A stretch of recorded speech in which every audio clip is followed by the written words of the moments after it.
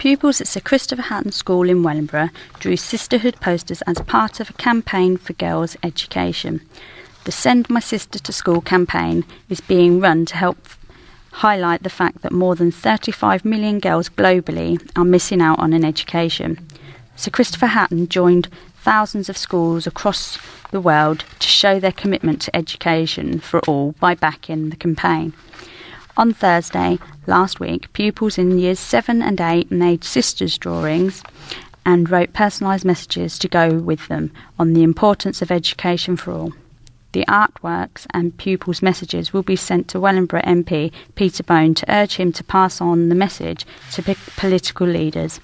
A spokesman said, "This is the 6th year that Sir Christopher Hatton has supported Send My Friend to School, as students and staff alike believe this is a worthwhile cause, and they have had letters of thanks for their previous work from Tony Blair and Gordon Brown." For more information about Send My Sister to School campaign, visit www.sendmyfriend.org. A Sea Cadets group from the county has been named as the top team in the country.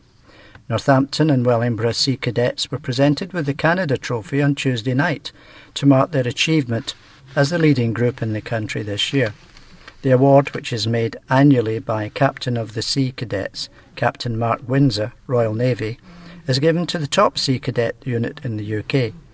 The Wellingborough and Northampton group has won the award once before in 2004. At the presentation, each cadet received a commemorative medal. Chris Reid, Lieutenant SCC Royal Navy Reserve, Commanding Officer of Northampton and Wellingborough Sea Cadets, said the trophy dates back to 1948, when the Navy League of Canada first visited the UK. He said, "We're really pleased to have won again because it shows we've kept up our high standards over the last 6 years. It's a tremendous achievement for our unit." Lieutenant Reid said the Northampton unit merged with Wellingborough in 2005, and he thinks that this helped the Sea Cadets to succeed. He said, "We've branched out to allow other people a turn to access our facilities and get them involved in what we do. We are a community organisation and want to reach out as many people as possible." Lieutenant Reid said the success of the organisation was down to the work of the adult volunteers, those who run the unit, and a huge amount of support from the community. He said, "Everybody involved in Sea Cadets is proud and over the moon that we have been recognised as a leading unit." An amateur gardener has won gold at her first appearance at a major gardening show. Elaine Christian, 50, of Barton Seagraves, spent last week at this year's Gardeners World Live event at the NEC, where she was showing off her New Zealand-inspired garden in the Birmingham Borders section. As well as taking the top prize in her category, Miss Christian also had the chance to mix with celebrities such as Alan Titchmarsh.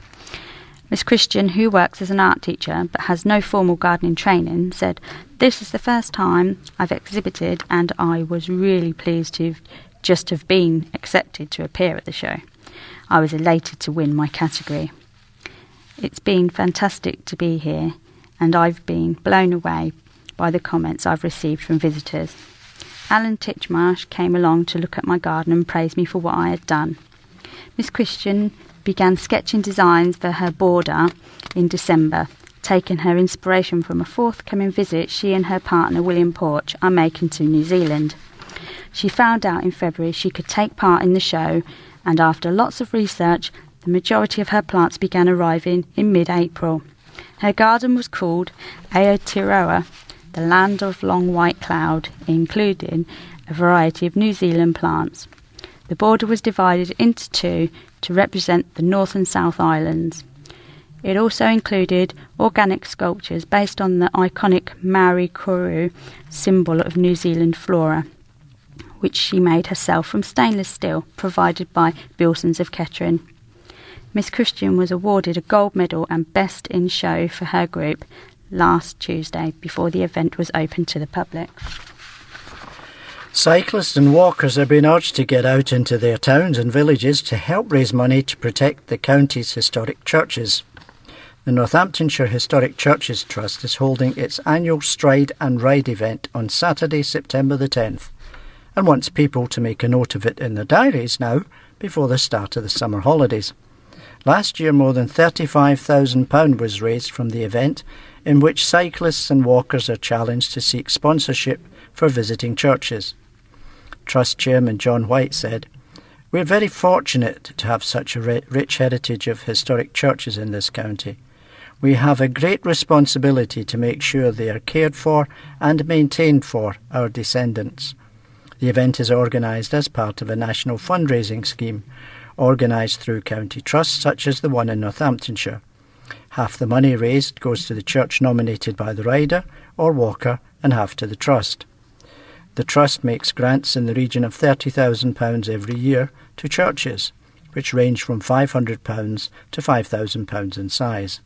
It's happy to consider application from churches of all denominations.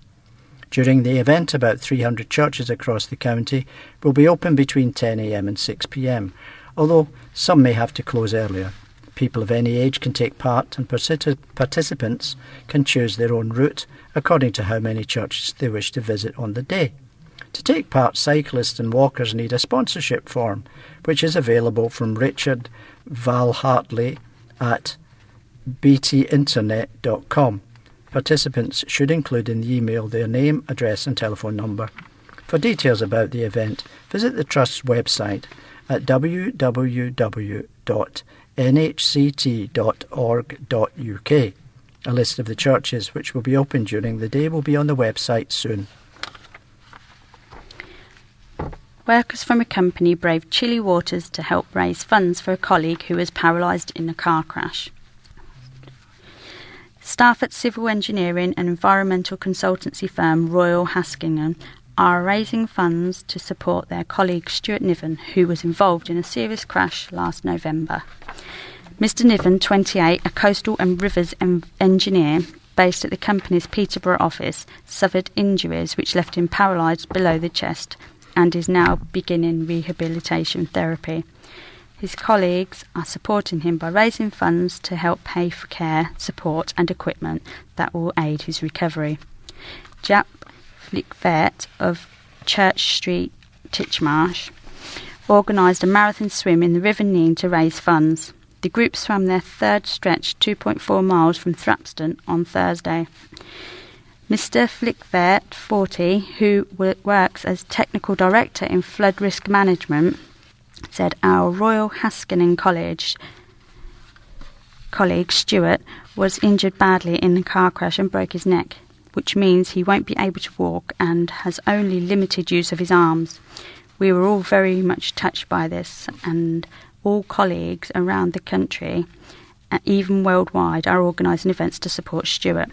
At the moment, the first aim is to help him buy a motorised wheelchair so he will be able to get around. All the walkers we see while swimming ask us if it's cold, but it's great once you're in. We do swim in wetsuits though. I think the water is about 17 degrees. We had 10 people this week and the group is growing because of our enthusiastic stories. The group has so far collected £300 along the route from well-wishers. Henry Rowe, Management Director of the company's UK headquarters, said, "We have a strong family culture at Royal Haskingen. At times like this, it's important we stand together and do whatever we can to support each other. This fundraising initiative gives us the opportunity to support Stuart and turn our thoughts, words and actions into funds that will help him at this crucial stage of his life."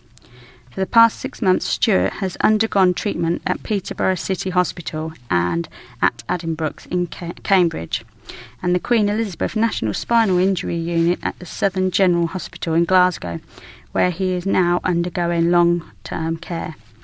The company has ring-fenced funds for staff to set up fundraising activities and will match funds raised. Employees have set up a website dedicated to raising funds for Mr Niven at www.stuartniven.co.uk. Campaigners fighting plans which could lead to more than 100 new homes being built on hospital land have raised their concerns with councillors. About 20 people attended Rushden Town Council's Planning Committee meeting on Tuesday to object to the proposals for Rushden Hospital in Wilmington Road. Northamptonshire Healthcare NHS Foundation Trust wants to sell off part of the site for housing to finance plans to build a new NHS resource centre there.